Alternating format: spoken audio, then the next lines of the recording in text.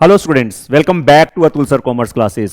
Students, आपको पता ही है हम आपके लिए क्लास 12th बिजनेस स्टडीज का एक ऐसा कोर्स लेके आए हैं जिसमें हम हर एक चैप्टर के हर एक टॉपिक को बहुत ज्यादा डिटेल में एक्सप्लेन कर रहे हैं। स्टूडेंट्स, हमारा कोई भी लेक्चर है वो दो पार्ट्स में डिवाइडेड है।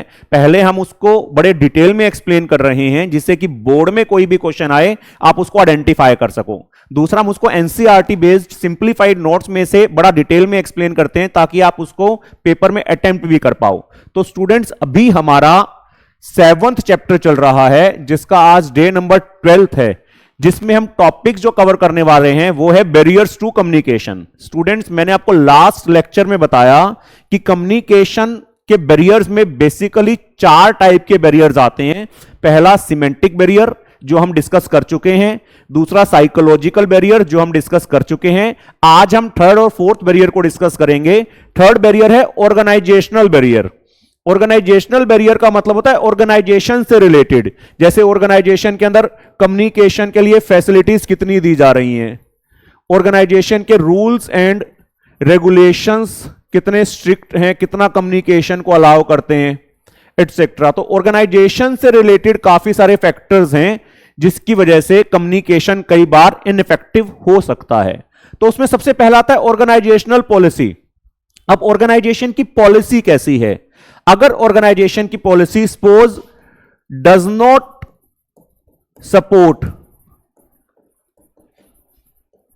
फ्री फ्लो ऑफ कम्युनिकेशन, मान लो ऑर्गेनाइजेशन की पॉलिसी है जिसमें फ्री कम्युनिकेशन करना अलाउड नहीं है, तो उस केस में हो सकता है कम्युनिकेशन इनइफेक्टिव हो जाए। सपोज हाईली सेंट्रलाइज्ड पैटर्न रख रखा है हमने, सारी पावर टॉप मैनेजमेंट के पास है, लोअर लेवल वालों के पास कोई पावर नहीं है कुछ भी कम्युनिकेट करने की, कोई भी डिसीजन लेने की।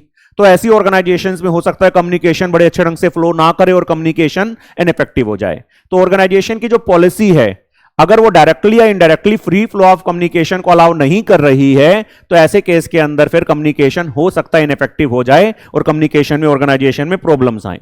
देन स्टेटस, मैंने आपको स्टेटस का मतलब पहले बताया था कि रैंकिंग ऑफ द पोजीशन, जो इंडिविजुअल ज्यादा रैंक पे होता है उसका स्टेटस भी ज्यादा होता है।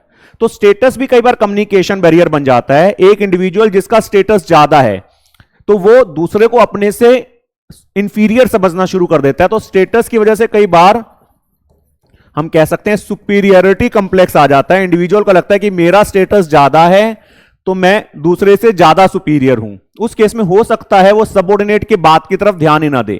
तो एक स्टेटस कॉन्शियस मैनेजर जो होता है वो कभी भी अपने सबऑर्डिनेट्स को अपने सामने फ्री फ्लो ऑफ कम्युनिकेशन करना अलाउ नहीं करता। उसको लगता है मैं सुपीरियर हूं, मुझे ज्यादा नॉलेज है, तो इसलिए वो सामने जो सबऑर्डिनेट्स हैं उनकी बात की तरफ हो सकता है ध्यान ना दें। तो स्टेटस की वजह से भी कम्युनिकेशन में कई बार बैरियर आ जाता है। Then complexity in organisation structure. Organisation structure suppose बहुत कॉम्प्लिकेटेड है, सपोज बहुत सारे लेवल्स हैं, इधर भी बहुत सारे लेवल्स हैं, ऐसे बहुत सारे कनेक्शंस हैं। तो अगर स्ट्रक्चर बहुत ज्यादा कॉम्प्लिकेटेड है, बहुत सारे लेवल्स के थ्रू कम्युनिकेशन होना है, ठीक है, तो उस केस में भी कम्युनिकेशन इनइफेक्टिव हो सकता है। जब अलग अलग लेवल्स के थ्रू पास ऑन होगा, जब अलग अलग स्टेजेस पे जाएगा तो फिल्ट्रेशन हो सकती है, हो सकता है डिस्टोर्शन हो जाए, मैसेज के अंदर कुछ ऐड हो जाए, कुछ लेस हो जाए, जिसकी वजह से भी कम्युनिकेशन इनइफेक्टिव हो सकता है। अगर ऑर्गेनाइजेशन का स्ट्रक्चर बड़ा सिंपल सा होता, थोड़े से ही लेवल्स होते, थोड़े से ही उसके अंदर एम्प्लॉइज होते, तो वहां पर कम्युनिकेशन इफेक्टिव होता है। बट बड़ी बड़ी ऑर्गेनाइजेशन जिसमें स्ट्रक्चर बहुत कॉम्प्लिकेटेड हो जाता है वहां पर कम्युनिकेशन इनइफेक्टिव हो सकता है। Then rules and regulations. Organisations के अंदर अगर रूल्स एंड रेगुलेशंस बहुत स्ट्रिक्ट हैं तो वहां पर भी हो सकता है कम्युनिकेशन इनइफेक्टिव हो जाए। सपोज रूल है कि एक सबऑर्डिनेट अपने सुपीरियर से ही बात कर सकता है, उसके सुपीरियर के पास नहीं जा सकता। तो रूल्स बड़े स्ट्रिक्ट हैं, तो एक्सेप्शनल केसेस में भी सपोज वो नहीं जा सकता, तो वहां पर हो सकता है कम्युनिकेशन इनइफेक्टिव हो जाए, बड़ा स्पीडली कम्युनिकेशन की जरूरत हो और वहां पर हम कम्युनिकेट ना कर पाए। तो ऑर्गेनाइजेशन के अंदर अगर बड़े ज्यादा स्ट्रिक्ट रूल्स एंड रेगुलेशंस हैं वहां पर भी हो सकता है कम्युनिकेशन जो है वो इफेक्टिव ना हो। Then organisational facilities. ऑर्गेनाइजेशन के अंदर अगर आप कम्युनिकेशन करना चाहते हैं अच्छा तो फैसिलिटीज चाहिए, जैसे frequent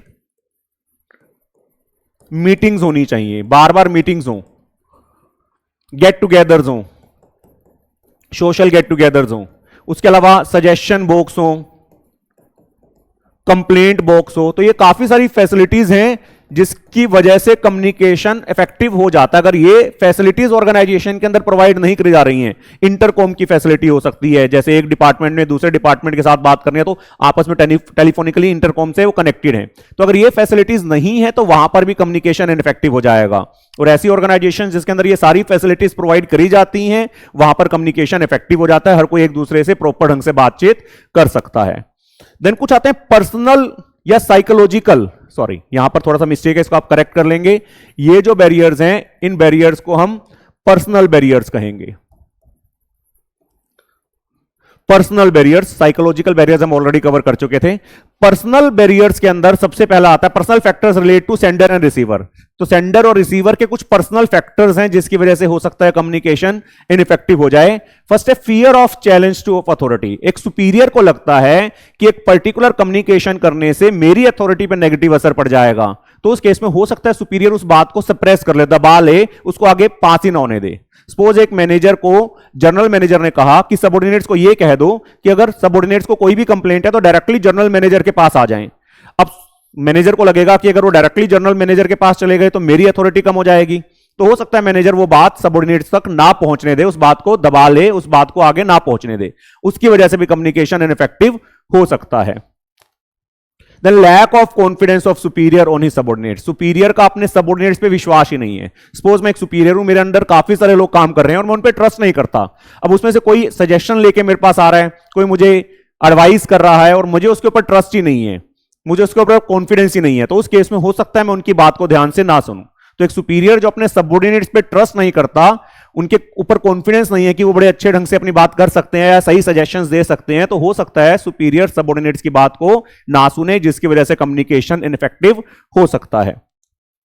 then unwillingness to communicate. यहां पर सबऑर्डिनेट जो है वो सुपीरियर के साथ बात नहीं करना चाहता, उसको लगता है कि अगर मैं कोई बात कहूंगा तो उससे मेरे ऊपर भी नेगेटिव असर आ सकता है। कई बार ऐसी चीज होती है, सबऑर्डिनेट्स के पास ऐसी इंफॉर्मेशन है जिसको अगर वो सुपीरियर को बता दे और सुपीरियर अगर उसके बेसिस पर एक्शन ले ले, तो जो हम कम्युनिकेट कर रहे हैं हमारे ऊपर भी हो सकता है उसका नेगेटिव असर आ जाए। तो ऐसे केस में सबऑर्डिनेट फिर विलिंग नहीं होता कम्युनिकेट करने के लिए, वो बात अपने पास ही रख लेता है, तो वहां पर भी कम्युनिकेशन इनइफेक्टिव हो जाती है, जहां सबऑर्डिनेट्स सुपीरियर को बात बताने के लिए इंटरेस्टेड नहीं है, क्योंकि सबऑर्डिनेट को लगता है कि उसका इंपैक्ट मेरे ऊपर भी आ सकता है और मेरे ऊपर भी कोई नेगेटिव इफेक्ट आ सकता है। Then lack of proper incentives. अब कम्युनिकेशन के अंदर हमें सजेशंस भी चाहिए वर्कर से, वर्कर्स इनिशिएटिव लें और अच्छे अच्छे सजेशंस आकर हमें दें, बट अगर हम उनको प्रॉपर इंसेंटिव नहीं देते हैं, कोई अच्छा सजेशन लेके आता है हम उसको रिवार्ड नहीं देते हैं, तो वहां पर वर्कर डीमोटिवेट हो जाएंगे और हमारे साथ कम्युनिकेट नहीं करेंगे। अगर उनके दिमाग में कोई अच्छा आइडिया है भी, कोई वो नए सजेशंस लेके भी आ रहे हैं, तो वो नहीं देंगे हमें, क्योंकि हम उनको कोई रिवार्ड्स नहीं दे रहे हैं। तो अगर हम वर्कर्स को, सबऑर्डिनेट्स को अच्छे सजेशंस के लिए रिवार्ड्स नहीं दे रहे हैं, इंसेंटिव्स नहीं दे रहे हैं, तब भी सबऑर्डिनेट्स जो है हमारे साथ कम्युनिकेट नहीं करेंगे और उससे भी कम्युनिकेशन ऑर्गेनाइजेशन के अंदर इनइफेक्टिव हो जाएगा। तो स्टूडेंट्स ये कुछ रीजंस हैं जिसकी वजह से कम्युनिकेशन इनइफेक्टिव हो रहे हैं। देखते हैं एनसीईआरटी में इसके बारे में क्या गिवन है, ताकि पेपर में अगर आए तो आप उसको अटेम्प्ट कर सको। तो तीसरा जो फैक्टर है वो है ऑर्गेनाइजेशनल बैरियर। मैंने आपको बताया फैक्टर्स रिलेटेड टू ऑर्गेनाइजेशन का स्ट्रक्चर कैसा है, अथॉरिटी रिलेशनशिप्स कैसी हैं, रूल्स एंड रेगुलेशंस कैसी हैं, उससे भी कई बार कम्युनिकेशन पे फर्क आ सकता है। तो ऑर्गेनाइजेशनल बैरियर में सबसे पहला बैरियर है organisational policy. If the organisational policy does not support free flow of communication, it may hamper effectiveness of communication. अगर ऑर्गेनाइजेशन की policy free flow of communication allow नहीं करती है तो उससे भी कम्युनिकेशन इनइफेक्टिव हो सकता है। जैसे एक सेंट्रलाइज्ड ऑर्गेनाइजेशन है, लोअर लेवल पे जो लोग काम कर रहे हैं वो हो सकता है हायर लेवल्स के साथ फ्रीली कम्युनिकेट ना कर पाए, उसकी वजह से कम्युनिकेशन इनइफेक्टिव हो सकता है। देन स्टेटस, मैंने आपको बताया the status difference between superior and subordinate may create psychological distance between them। दोनों के बीच में स्टेटस का डिफरेंस है जिसकी वजह से सुपीरियर और सबऑर्डिनेट के बीच में एक डिस्टेंस क्रिएट हो गया। A status conscious manager may not allow his subordinates to express their feelings freely. एक स्टेटस कॉन्शियस मैनेजर कभी भी अपने सबऑर्डिनेट्स को अलाउ नहीं करता, क्योंकि उसमें सुपीरियरिटी कॉम्प्लेक्स आ जाता है, तो सबऑर्डिनेट्स को अलाउ नहीं करता कि उसके सामने अपने व्यू पॉइंट्स या सजेशंस को वो एक्सप्रेस कर सके। Then complexity in the organization structure. A complex organization structure having a number of managerial levels also act as barrier to communication. बड़े सारे levels हैं organization के अंदर, बड़ा complicated सा structure बना दिया, वहां पर भी communication ineffective हो जाएगा. It is quite possible that information may get filtered. Filtration हो सकती है, modify हो सकती है, lost हो सकती है, while it is moving up or down. जब ऊपर से नीचे इंफॉर्मेशन जा रही है या नीचे से ऊपर इंफॉर्मेशन जा रही है तो बीच में हो सकता है कहीं गुम हो जाए, पास ही ना हो मैसेज, या कुछ का कुछ मैसेज पास ऑन हो जाए जिसकी वजह से कम्युनिकेशन इनइफेक्टिव हो सकता है. Then rules and regulations. Rigid rules and difficult procedures may be a hurdle to communication. बड़े रूल्स रिजिड हैं, कम्युनिकेशन करने का जो प्रोसीजर है वो बहुत डिफिकल्ट है, उसकी वजह से कम्युनिकेशन इनइफेक्टिव हो सकता है. कम्युनिकेशन थ्रू प्रिस्क्राइब्ड चैनल में रिजल्ट इन डिलेज. हो सकता है रूल है कि बस फिक्स्ड चैनल से ही जाना है, तो उस केस में भी हो सकता है कि कम्युनिकेशन जो है वो डिले हो जाए और इनइफेक्टिव हो जाए. Then organisational facilities. मैंने आपको बताया काफी सारी फैसिलिटीज की जरूरत है. Free flow of communication require facilities like frequent meetings हो, सजेशन बॉक्स हो, कंप्लेंट बॉक्स हो, सोशल और कल्चरल गैदरिंग्स हो. लैक ऑफ दीज फैसिलिटीज में क्रिएट कम्युनिकेशन प्रॉब्लम्स. अगर ये फैसिलिटी नहीं है ऑर्गेनाइजेशन में तो कम्युनिकेशन में प्रॉब्लम्स आएंगी. देन साइकोलॉजिकल नहीं है बच्चे, मैंने आपको कहा था इसको करेक्ट कर लेना, साइकोलॉजिकल की जगह इसको पर्सनल कर लेना. डी पॉइंट है personal barriers. Certain personal factors of sender and receiver may hamper the free flow of communication. तो पर्सनल फैक्टर्स की वजह से भी कम्युनिकेशन इनइफेक्टिव हो सकता है. पर्सनल में पहला है fear of challenge of authority. If a superior feels that a particular communication may adversely affect his authority, he may withhold or suppress such communication. Superior को लगता है कि एक particular बात कम्युनिकेट होने से उसकी अथॉरिटी पे नेगेटिव असर आ जाएगा, तो वो उस बात को दबा लेगा, उस बात को आगे पास ऑन नहीं होने देगा, जिसकी वजह से कम्युनिकेशन इनइफेक्टिव हो जाएगा. Lack of confidence of superior on his subordinate. मैंने आपको बताया सुपीरियर अगर सबऑर्डिनेट पे ट्रस्ट नहीं करता, उसका उनके ऊपर कॉन्फिडेंस नहीं है, तो वो उनकी बात नहीं सुनेगा. If superiors do not have confidence and trust on the subordinates, they may not pay attention to their suggestions, advice or opinions. तो उनके suggestions की तरफ, उनके advice की तरफ वो ध्यान नहीं देगा. Then unwillingness to communicate. Sometimes subordinates may not be prepared to communicate with the superiors if they feel that it may adversely affect their interest. Subordinate superior के साथ बात नहीं कर रहा, उसको लगता है कि अगर मैं communicate करूंगा तो मेरे इंटरेस्ट पे नेगेटिव इफेक्ट आएगा, तो उस बात को छुपा लेगा, आगे पास ऑन नहीं करेगा. The lack of proper incentives. If there is no motivation or incentive for communication, subordinates may not take initiative to communicate. अगर कोई incentive ही नहीं है, कोई motivation ही नहीं है, तो subordinate superior के साथ communicate नहीं करेंगे. For example, if there is no reward for a good suggestion, the subordinate may not be willing to offer useful suggestion. अगर हम सबॉर्डिनेट्स सुपीरियर्स के पास अच्छे सजेशंस लेके जा रहे हैं और सुपीरियर उसके बदले हमें कोई रिवार्ड नहीं दे रहे हैं, कोई इंसेंटिव नहीं दे रहे हैं, तो हो सकता है सबॉर्डिनेट सुपीरियर के पास ना जाए, जिसकी वजह से कम्युनिकेशन इनइफेक्टिव हो जाए. तो स्टूडेंट्स ये थे बैरियर्स टू कम्युनिकेशन, जो कि बहुत ज्यादा इंपॉर्टेंट टॉपिक है बोर्ड के पॉइंट ऑफ व्यू से. उम्मीद है आपको ये टॉपिक बड़े अच्छे से समझ में आ गया होगा. जल्दी ही मिलते हैं नेक्स्ट टॉपिक के साथ. Thank you.